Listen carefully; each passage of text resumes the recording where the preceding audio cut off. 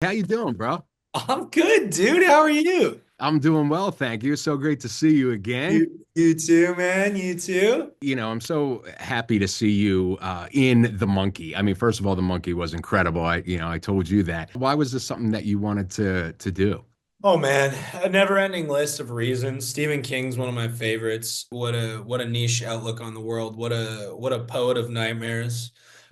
Also, the script just blew my mind. Like it was so perfectly funny and scary and ridiculous. And again, what an insane outlook on the world. And I just thought I gotta do this. And then I just fell in love with the character. Like it's such a good opportunity to sort of disappear into something.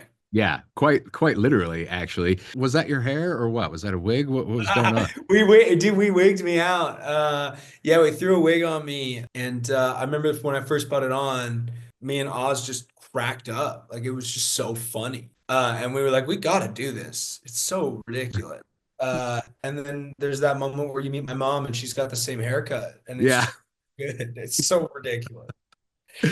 That's one of the things that, I love about I mean, first of all, it is terrifying. Even the concept of the film is kind of terrifying. And then it is so over the top, but in an awesome way. You know what I'm saying?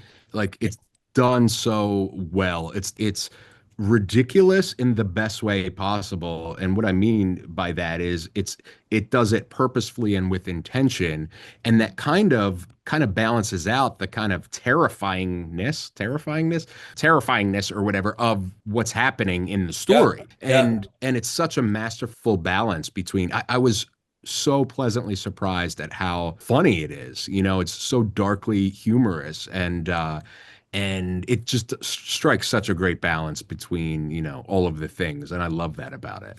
Yeah, he just dialed it in. He's got such a control on that tone and those levels. Yeah, and so as you're doing this, you've done, the Halloween franchise, another one of my favorites. As you're doing kind of these projects that have this storied history and fan base, and short story from Stephen King, like this is some big, heavy hitting stuff in the pop culture world. Are you able to separate that as you go to film, or is that kind of in the back of your mind, like, oh shit, this is, No, I think you're always sort of shitting yourself. I think it's just like, what are you gonna let somebody else do it? mm, mm, I You love know, that. it's like why not? It means the world to me, this stuff. It's something that, I grew up reading and I grew up in it. I love horror films and I'm such a fan. It was like, I feel well equipped to go in and try and write a little love letter to this man's mind. And that's how this movie feels to me. It's like I just like as I was prepping the character, I was like, I just want to make Stephen King see his nightmares in front of him and that humor that he's got. That's so dope. I think I'm the type of person that I'd be like, oh my God. Like I think I would feel so much pressure where it's actually a really cool and refreshing, point of view to be like, yeah, I should be able to do it. You know what I mean? Who Yeah, who who can do it better? I'm gonna yeah, do it and make them yeah, proud. I yeah, love exactly. that. Yeah, and I mean it's not even like so much who can do it better. It's just like might as well give it a shot. If someone's Yeah. asking me to do it, I'm gonna try so hard. So yeah. What do you, as a fan of horror, I'm a huge horror fan. I know you're a huge horror fan. As a fan of horror, what do you think people will get out of this once it hits theaters? Man, this is a hard question. There's so much you can get out of this movie.